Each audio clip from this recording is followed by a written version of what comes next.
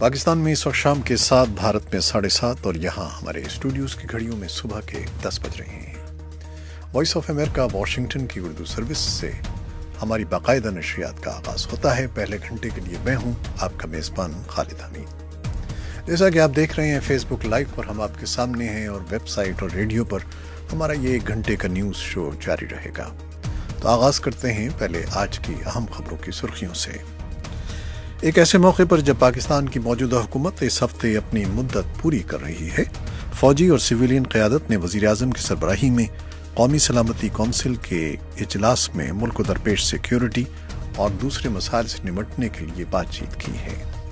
और पाकिस्तान और भारत के मैरीटाइम सिक्योरिटी एजेंसीज के वफूद की तकरीबन 2 साल बाद नई दिल्ली में मुलाकात हुई है, जिसमें समंदरी उमूर पर तबादला ख्याल किया गया है। बलूचिस्तान के मशरक़ी ज़िले नसीराबाद के शहर डेरा मुराद जमाली में पुलिस की गाड़ी पर बम हमले में 4 पुलिस एहलकारों समेत 14 अफराद जख्मी हो गए हैं। अमरीका के लिए पाकिस्तान के नए नामजद सफ़ीर अली जहांगीर सिद्दीकी वाशिंगटन पहुंच गए हैं, जहां वो मंगल को अपने ओहदे का चार्ज संभाल रहे हैं। बांग्लादेश की पुलिस इस महीने में मुनशियात फरोशों के खिलाफ मुहिम के आगाज से अब तक कम से कम 86 अफराद को हलाक और 7,000 के लगभग लोगों को हिरासत में ले चुकी है। अफगानिस्तान के मशरक़ी सूबे नंगरहार में गलत फहमी की बिना पर अफगान फोर्सेस की कार्रवाई में 9 अफराद मारे गए हैं, जिनमें अक्सरियत आम शहरियों की थी।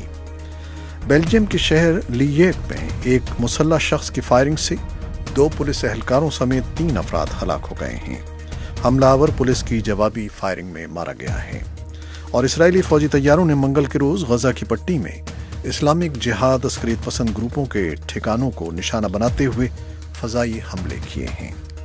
और सदर डोनाल्ड ट्रंप ने तस्दीक की है कि शिमाली कोरिया के चोटी के एक ओहदेदार न्यूयॉर्क आ रहे हैं, जहां वो ट्रंप और शिमाली कोरिया के लीडर किम जोंग उन के दरमियान मुजव्वज़ा सरबराह मुलाकात पर बातचीत करेंगे।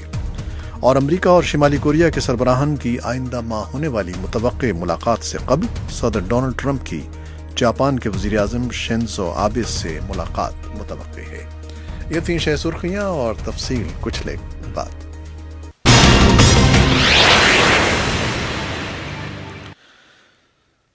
और तफसील हम उसी खबर से करते हैं शुरू। एक ऐसे मौके पर जब पाकिस्तान की मौजूदा हुकूमत इस हफ्ते अपनी मुद्दत पूरी कर रही है, फौजी और सिविल क़यादत ने वज़ीर आज़म की सरबराही में कौमी सलामती कौंसिल के इजलास में मुल्क दरपेश सिक्योरिटी और दूसरे मसाइल से निमटने के लिए बातचीत की है। इस बारे में बात करने के लिए हम इस्लामाबाद चलेंगे, जहां हमारे नुमाइंदे हैं मोहम्मद इश्तियाक। इससे पहले कि आपसे बातचीत शुरू की जाए, हम पहले वज़ीर आज़म शाहिद खाकान अब्बासी की ये बातचीत सुनवाते हैं आपको। 6 हफ्ते से ये मुशावरत का अमल जारी था। मेरी और लीडर दी अपोजिशन खुर्शीद शाह साहब की कई मुलाकातें इस अरसे में हुई।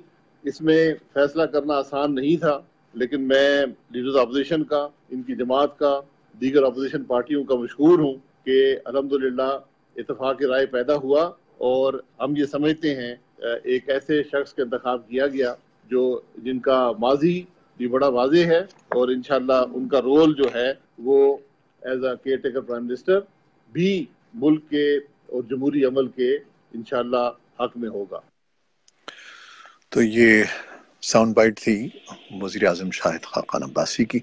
तो इश्तियाक, अब इस पे आप बताइएगा क्या बातचीत हुई है फौज के वफ्द के दरमियान और सिक्योरिटी उमूर पर क्या बातचीत हुई है?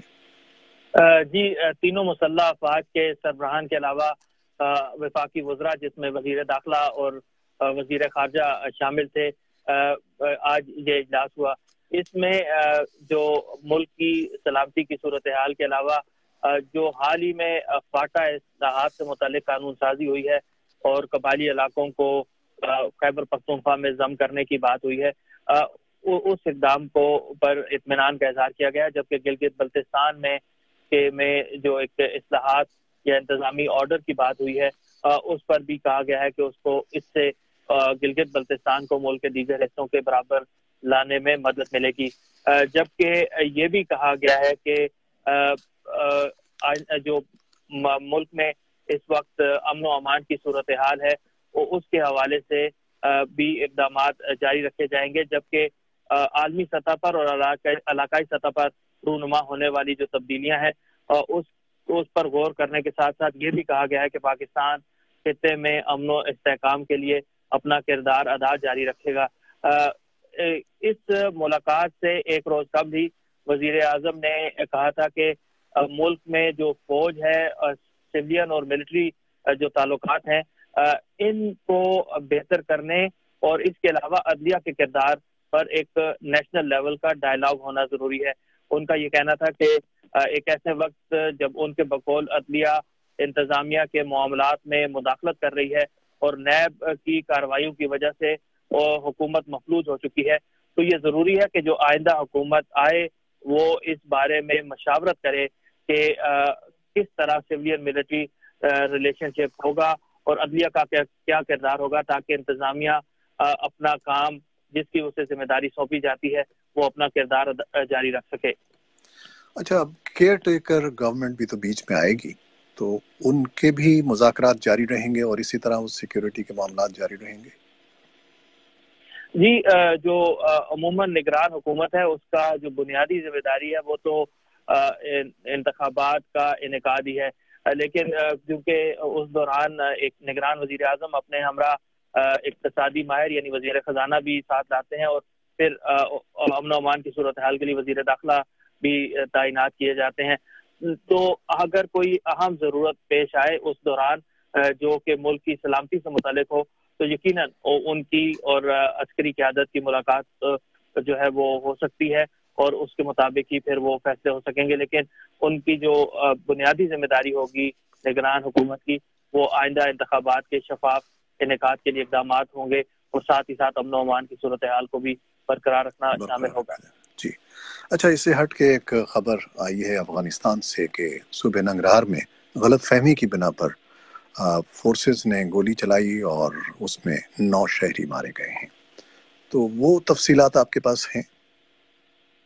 جی، صوبہ ننگرہار میں افغان جو اسپیشل فورسز ہیں انہوں نے آج علل صبح ایک ننگرہار میں کارروائی کی۔ افغان صوبے کے ننگرہار کے جو گورنر ہیں ان کے ترجمان کا کہنا تھا کہ یہ جس مکان پر کارروائی کی گئی وہاں سے سیکیورٹی فورسز پر فائرنگ کی جا رہی تھی، جس کے جواب میں یہ کارروائی کی گئی، لیکن جب یہ آپریشن ختم ہوا اور پھر وہاں پر جب جو لوگ ہلاک ہوئے ان کی شناخت کی گئی تو ان میں سے بیشتر وہ تھے جو کہ عام شہری تھے، جبکہ یہ بھی بتایا جاتا ہے کہ جو زخمی ہونے والے کم از کم 8 افراد ہیں ان میں ایک بچہ اور ایک خاتون بھی شامل ہے۔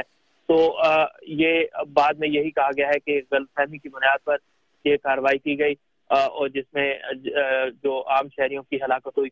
ساتھ ہی ساتھ یہ بھی کہا جا رہا ہے کہ اس معاملے کی تحقیقات کا حکم بھی دے دیا گیا ہے۔ صوبہ ننگرہار پاکستان کی سرحد کے قریب واقع ہے اور افغانستان کا یہ مشرقی صوبہ ہے۔ یہ بھی کہا جا رہا ہے کہ ان علاقوں میں طالبان کے ساتھ ساتھ جو داعش ہے وہ بھی سرگرم ہے اور اس علاقے میں جو امن و امان کی صورتحال ہے وہ ایک بڑا چیلنج رہی ہے۔ اسی بنا پر رواں ماہ اس صوبے کے گورنر کو بھی تبدیل کر دیا گیا تھا۔ بہت شکریہ محمد اشتیاق آپ کا۔